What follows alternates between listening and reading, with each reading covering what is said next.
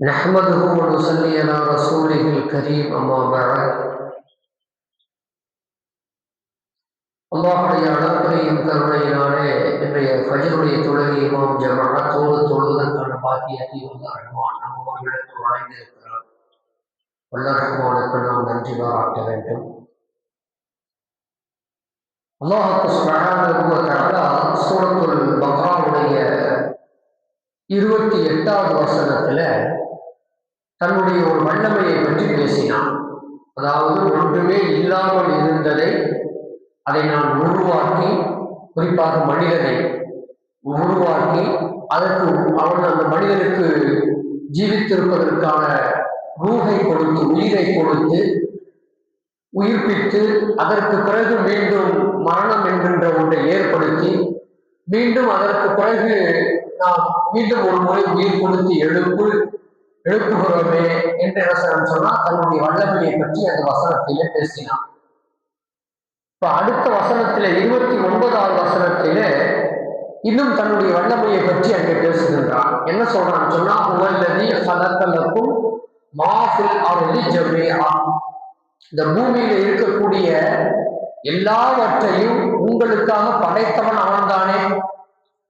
பூமியில் இருக்கக்கூடிய எத்தனை படைப்புகள் இருக்கு, படைப்புகளை நாம கணக்கிட்டு கூட பார்க்க முடியாது, அவ்வளவு படைப்புகள் இருக்கு. சொல்லப்படுகிறது கடலில் இருக்கக்கூடிய மீன்கள் இருக்கிறது, அதுவே லட்சக்கணக்கான வகைகள் இருக்கிறதுன்னு சொல்லப்படுகிறது. எல்லாமே மீன் தான், ஆனா லட்சக்கணக்கான வகைகள் அதில் இருக்கிறது. அவ்வளவு பிரம்மாண்டமான படைப்பை உருவாக்கியது உங்களுக்காக வேண்டி.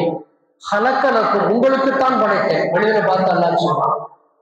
காட்டில் மிருகங்கள் இருக்கிற மிருகங்கள், புழு பூச்சிகள், தானியங்கள், காடு மலை, இப்படி எல்லாவற்றையுமே சிறு சிறு புற்கள் முதற்கொண்டு பிரம்மாண்டமான படைப்புகள் வரை எல்லாவற்றையுமே யாருக்காக படைத்தேன்னு சொன்னா மனிதனே உனக்காக வேண்டித்தான் நான் படைத்தேன். இதை நீ யோசித்து பார்க்க மாட்டாயா? என்னை வணங்குவதற்கு, என்னை அன்பாக ஏற்றுக்கொள்வதற்கு இது உனக்கு ஒரு அத்தாட்சி இல்லையா? எப்படி நீ நிராகரிக்கலாம் என்று சொல்லி அல்லாஹ் என்ன செய்யறான்னு சொன்னா தன்னுடைய ஒரு படைப்பின் மகத்துவத்தையும் சொல்லி தன்னுடைய வல்லமையையும் பேசி, அந்த வல்லமை யாருக்காக வேண்டி வெளிப்படுத்தப்பட்டிருக்கிறது என்று சொன்னால் மனிதனே உனக்காக வேண்டிதான் என்று சொல்லி அல்லாஹ் என்ன செய்யறான்னு சொன்னா சொல்றான். மாஃபில் அருளி ஜமீஆ, ஜமீஆங்கிற வார்த்தையை பயன்படுத்தலாம்.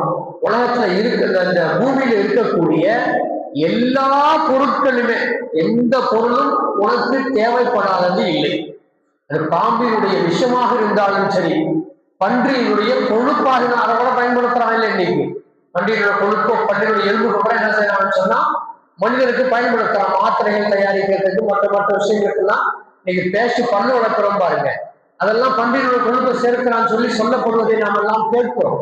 அப்ப மனிதனுக்கு எல்லாவற்றையுமே மனிதனுக்காக வேண்டிய, அதுல ஹராம் ஹலால் இருக்கு, அது வேற. அதுல ஹராம் ஹலால் என்பது வேறு. எதை பயன்படுத்தலாம், எதை பயன்படுத்தக்கூடாது என்பது முஃமினாகிய முஸ்லீமாகிய நமக்கு இருக்கிறது. ஆனால் பொதுவாக எல்லாவற்றையுமே மனிதனுக்கு படைத்திருக்கிறான் என்பது இயல்பான ஒரு செய்தி. அதை சொல்லிட்டு இப்ப அடுத்த சொல்றாங்க, சும்மஸ்தவா இலஸ்தவாஇ ஃபஸவ்வாஹுன்ன சப்அ ஸமாவாத். நான் இந்த பூமியை முதல்ல படைச்சு, இந்த பூமியில இருக்கக்கூடிய எல்லா படைப்புகளையும் உருவாக்கி வச்சுட்டு அதற்கு பிறகு நான் இப்பொழுது வானத்தை சீரமைக்கின்றேன். வானத்தை சீரமைக்கின்றேன். அதுவும் எப்படி சீரமைத்தேன்? சப்அ ஸமாவாத், 7 அடுக்குகளாக நான் அதை சீரமைத்தேன். 7 அடுக்குகளாக அதை நான் சீரமைத்து வைத்திருக்கிறேன். இது என்னுடைய வல்லமை இல்லையா? இதை நீங்கள் யோசித்து பார்க்க மாட்டீர்களா? அந்த வானத்தில் இருக்கக்கூடிய அந்த ஆச்சரியத்தை நீங்கள் பார்க்க மாட்டீர்களா?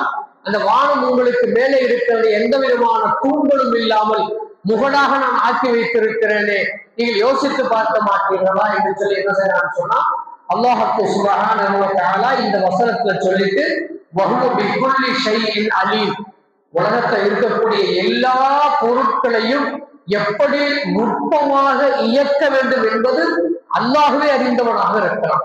ஒரு கார் இயக்கணும்னு சொன்னா கார் மெக்கானிக்கு தான் தெரியும் என்னென்ன பொருள் எங்கெங்க பொருத்தப்படணும், அதுக்கு எவ்வளவு அளவு கொடுக்கணும், எந்த அளவுக்கு அது இருக்கணும், இந்த அளவுக்கு மேற்போனா என்ன ஆகும், அதுக்கு எவ்வளவு மின்சாரம் கொடுக்கணும், எல்லாவற்றையும் எப்படி ஒரு மெக்கானிக் அந்த காரை உருவாக்குறவருக்கு அந்த அறிவு தேவைப்படுகிறதோ, அந்த அறிவின் அடிப்படையில் அந்த தேவையை அந்த உருவாக்கி வைத்திருக்கிறானோ, அதுபோல வல்ல ரஹ்மான் சுப்ஹானஹு வ தஆலா இந்த ஒட்டுமொத்த உலகத்தில் இருக்கக்கூடிய எல்லாவற்றையும் அது எப்படி இயங்க வேண்டும், என்னென்ன பொருள் எங்கே இருக்க வேண்டும், அது எவ்வளவு வேகத்திலே இருக்க வேண்டும் என்கிற எல்லாவற்றையுமே உதாரணம் சொல்லணும்னு சொன்னா, பூமி தன்னைத்தானே சுற்றி கொள்ளுகிறது அப்படின்னு சொல்லி நம்ம விஞ்ஞானத்தை படிச்சிருந்தோம். சூரியன் சுற்றி வருகிறது அப்படின்னு சொல்றோம். நம்ம சூரியன் அந்த சூரியனை சுற்றி வருகிறது. என்ன செய்யறோம்னு சொன்னா, நம்ம கோள்கள் சுற்றி வருகிறதெல்லாம் நம்ம என்ன சொல்லணும்னு சொன்னா விஞ்ஞானத்தை நம்ம படிக்கிறோம். அன்பிற்குரியவர்களே, இந்த இயக்கங்களை எல்லாம் உருவாக்கக்கூடியவர் யார்? அதான் சொல்றாங்க, வஹுவ குல்லி ஷைஇன் அலீம். எல்லா பொருட்களை பற்றிய அறிவும் ஞானமும் எல்லா நுட்பங்களும் என்னிடத்தில் தானே இருக்கிறது, நான் தானே அதை உருவாக்கி வைத்திருக்கிறேன். அதுவும் சொல்லப்படுகிறது. இந்த வானத்தை மட்டும் பூமியை படைத்தது, வானத்தை படைத்தது மொத்தம் 6 நாள் அப்படின்னு சொல்லப்படும். அல்லாவே குர்ஆன்ல அதை சொல்றான். இன்னொரு இடத்துல இந்த வானத்தை பற்றி படைத்ததை பற்றி பேசுகிற பொழுது வல்ல ரஹ்மான் சுப்ஹானஹு வ தஆலா சொன்னா 2 நாள்ல வானத்தை படைத்ததாக அல்லாஹ் சொல்றான்.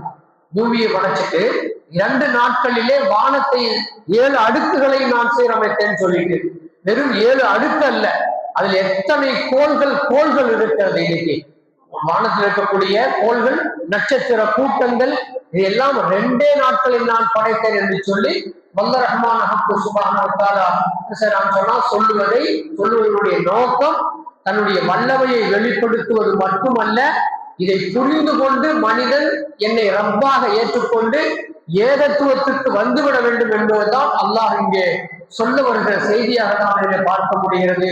இன்னும் விஞ்ஞானத்தை நம்ம உள்ள போனோம்னு சொன்னா விஞ்ஞான விஷயமா நிறைய விஷயங்களை நம்ம எடுத்து வச்சுட்டு நிறைய செய்திகள் சொல்ல முடியும். நமக்கு இந்த அல்லாஹ் படைத்திருக்கிறான் என்பது இதுவே நமக்கு போதுமானதாக இருக்கிறது. நம்முடைய அறிவுக்கு அல்லாஹ்வை ஏற்றுக்கொள்வதற்கு வல்ல ரஹ்மான் சுப்ஹானஹு வ தஆலா நம்மவர்களுக்கு நல்ல பாக்கியங்களையே தந்தல் புரிவானாகவும். சுப்ஹானல்லாஹி வ பிஹம்திஹி, சுப்ஹானல்லாஹும்ம வ பிஹம்திக, அஷ்ஹது அன் லா இலாஹா இல்லா அன்த, அஸ்தக்ஃபிருக.